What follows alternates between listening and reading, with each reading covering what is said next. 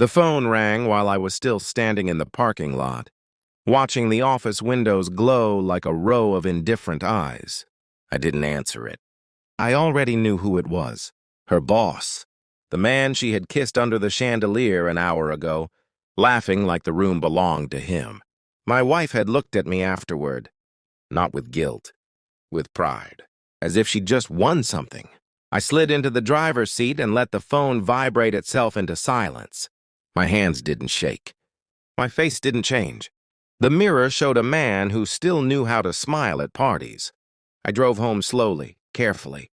When I opened the door, her heels were already by the couch. Her perfume hung in the hallway, sweet and false. I poured a glass of water and stood in the kitchen, staring at the wall like it might explain what I had just seen. The phone rang again. I answered this time. "Your husband sent me something," her boss said. His voice tried to sound amused. "It failed. Check your email now." He hung up before I could reply. I didn't move for a long time. Then I opened my laptop. The email wasn't from him. It was from me, sent 30 minutes earlier. Subject line, "For your records." Attached a short video. The angle was high. A security camera I had installed last year when my wife said she felt watched by the neighbors. The footage showed her and her boss in his office. The door closed. Her hands on his tie, her mouth on his neck. No sound, no romance, just motion, just proof. My chest didn't tighten. My breathing didn't change. Something colder than pain spread through me, slow and precise. I replayed the video twice, then I checked the sent folder. There were more emails. One to his wife, one to the company's HR director, one to the board, all sent from my account. Timed, scheduled. I hadn't sent them, not consciously. But I recognized the pattern. Weeks of preparation, metadata, dates, footage pulled from backups I barely remembered configuring. I had built this without admitting why. At the party, when she leaned in and kissed him, I had smiled.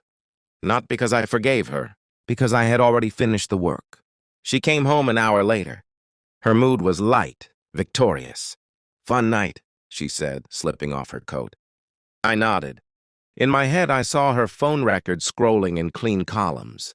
The number that appeared too often. The hotel invoices she thought were hidden under business expenses. The cloud folder named receipts that she didn't know synced to my laptop. I had never touched her phone. I didn't need to. She had brought the evidence home herself, piece by careless piece. We sat on opposite ends of the couch, a familiar distance that now felt intentional. "Why did you leave early?" she asked. I was tired.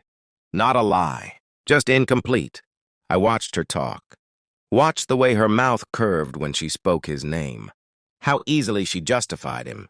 How casually she erased me from the room. Inside, something cataloged every word. Not anger, inventory. At midnight, her boss's company logo flashed on the news ticker. A breaking story about an internal investigation. A blurred screenshot of an email attachment. She muted the TV. Her hands finally shook. "Did you send something?" she asked. I met her eyes for the first time that night. "Check your email," I said. The same words he had used on me. She opened her phone, scrolled, stopped breathing. Her face emptied of color. There are moments when truth doesn't arrive loudly.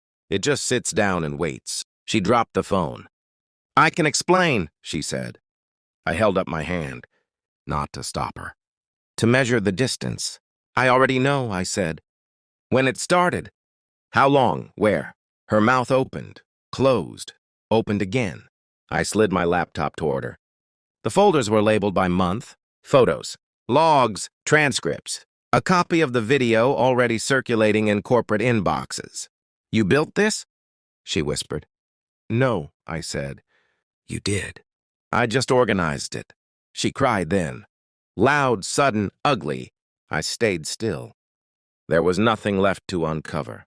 Only consequences moving on their own schedules.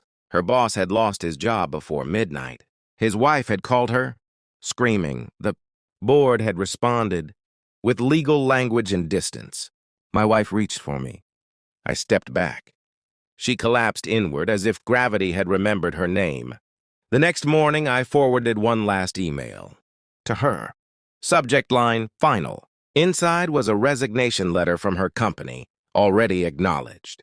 A lease termination notice. Screenshots of the trust account I had opened months ago. Her access was gone. Her narrative was gone. "You trapped me," she said. "No," I replied. "You replaced yourself." She begged. She blamed. She rewrote history in real time. I watched it fail.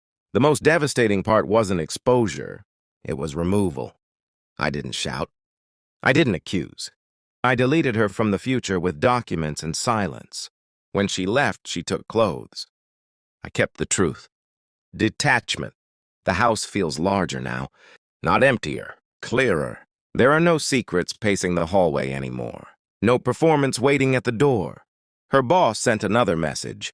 An apology, a threat, a mixture of both. I didn't answer. I don't need witnesses anymore. Some people think revenge is about hurting someone back.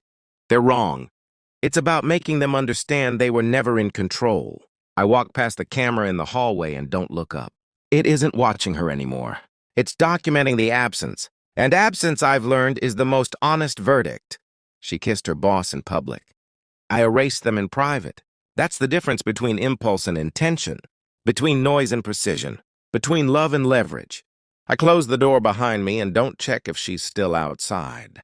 Some endings don't need confirmation, they just need distance.